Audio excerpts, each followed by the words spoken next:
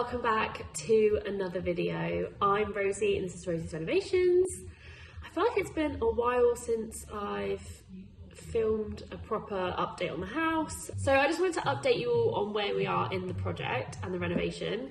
It has been about 5 months since we started and lots has happened. We've had walls removed, we've done loads of demolition, we've had a chimney removed, what have we had? We had steel beams put in, we have plastered, sorry if you can hear the dogs in the background, we have plastered majority of the house actually, which is really exciting. Had our kitchen designed, we've had,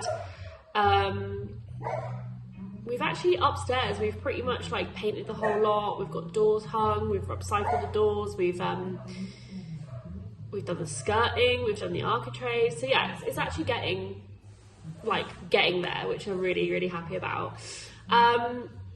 So where we're at the stage now is we obviously got our chimney breast removed in the main bedroom because we wanted to be able to fit our super king size bed up against the back wall of the bedroom, and there was no other way to do it. It's such an awkward shaped room that we had to take the chimney breast out. So we only just tried or attempted to put the bed from downstairs, which was currently in the living room, and that's the room that has all of the furniture in it. It was the dumping ground. It hadn't been touched, it hadn't been wallpaper hadn't been removed, nothing. So we only just this week got round to actually trying to get the super king size bed up the stairs, and I was so worried about this, just because it's such a big bed and it is a really tight staircase. There's a corner where it turns, and that turn is just, yeah, it's tight. So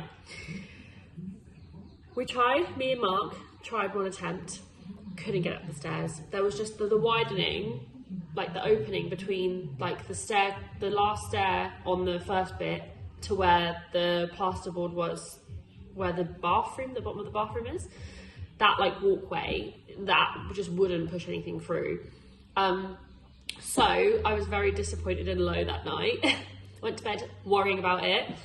The next day, Steve, Mark's dad, came round and helped us with it. But in that day, I was there at the house all day working from there because I had lots of deliveries to take, the bathroom stuff arrived. So whilst I was there, I took the banister off the stairs. It's a metal kind of black steel kind of banister. So I removed it to give us a bit more leeway. And when Steve came round, it got to the point where we really had to kind of take down the bed, pull it apart.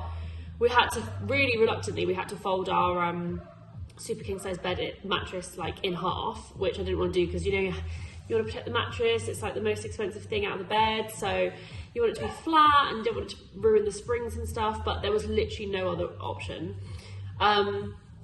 So we did that. With the bed, the actual frame, it's an ottoman, so it's really heavy because it's got those gas lifts on it. We had to, they're in 2 parts, so we had to take it outside,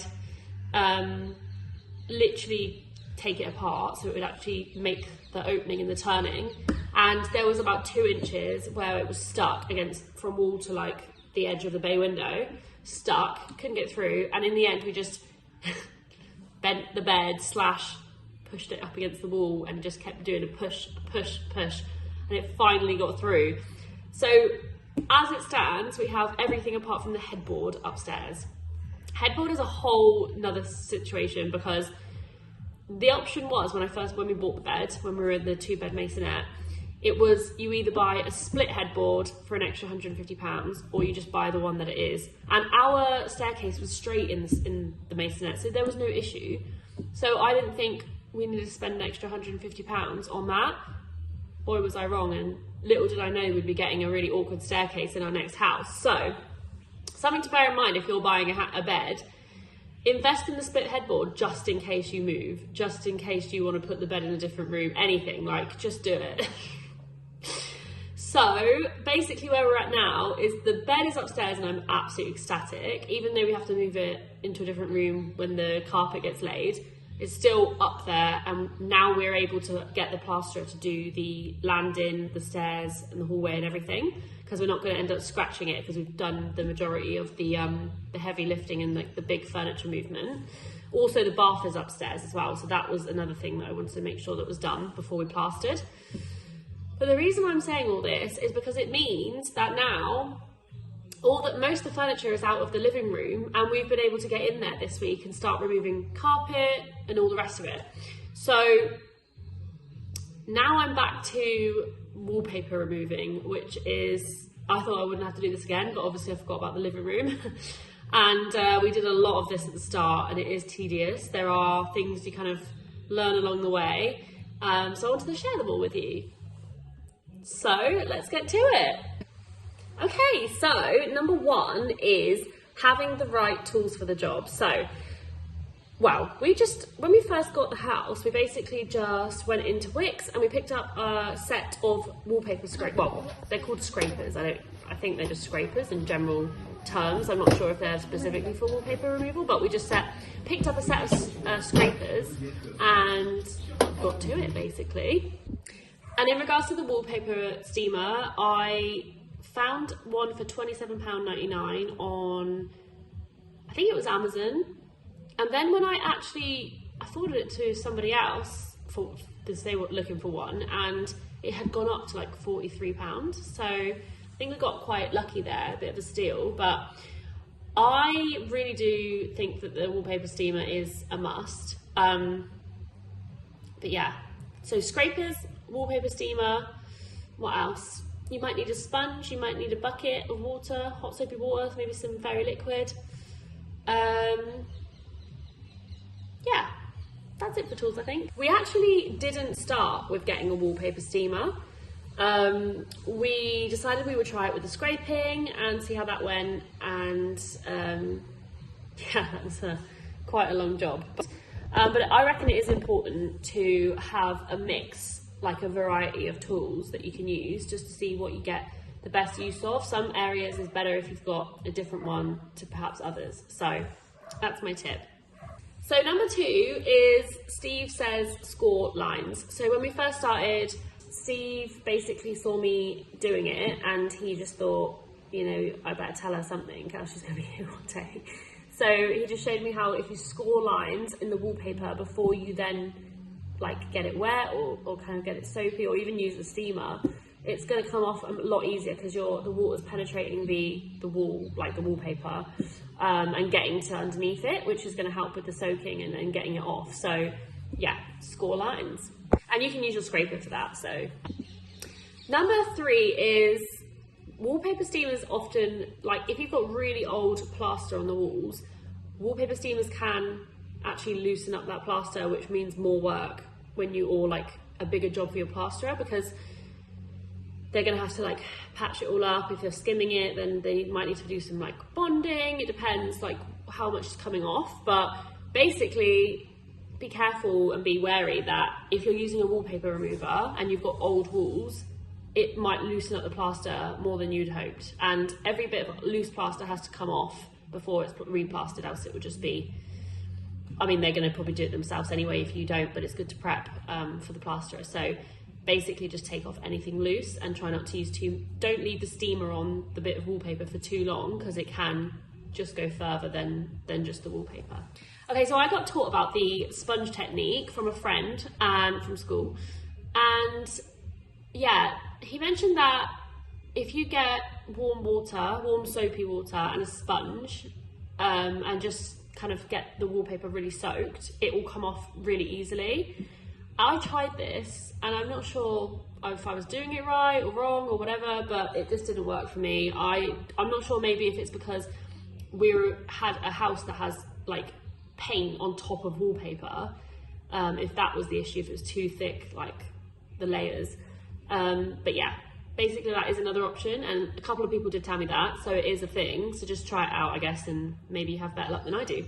Basically, I got told that wood chip would be the worst type of wallpaper to remove, and it can be a bit of a bugger, but I actually found it the easiest. Using the wallpaper steamer on wood chip, I think it just came off so quick, but I'm not sure if that was my particular wallpaper that I had on the walls, or if it was just because, I don't know, my steamer was good. I left it on for long, I don't know. It just came off really easily and really nicely. So yeah, don't worry about the wood chip. Okay, this is a really good one. Number 6, wait, did I just say number 4 before? Anyway, number 6 is basically, instead of waiting 15 minutes to wait for the steamer to boil, because obviously it's basically like a kettle, so, and it takes a long time. If you put the water in there and plug it in, it takes about 15 minutes to actually heat up. If you, well, some wallpaper steamers might be different, but I got told by Mark's mum, just boil the kettle, which is a lot quicker, and pour it into the steamer, and it's so much quicker to actually get up and running, so you're not having to wait all that time. So that's a really good tip. Yeah, boil the kettle and pour it into the steamer. So this is not really a tip or a trick, it's more just something that I found. It's really oddly satisfying when you get a really good strip of wallpaper to come off in one go. So you can get quite obsessed with doing it if it comes off nicely. So it's not all doom and gloom in the wallpaper removal life.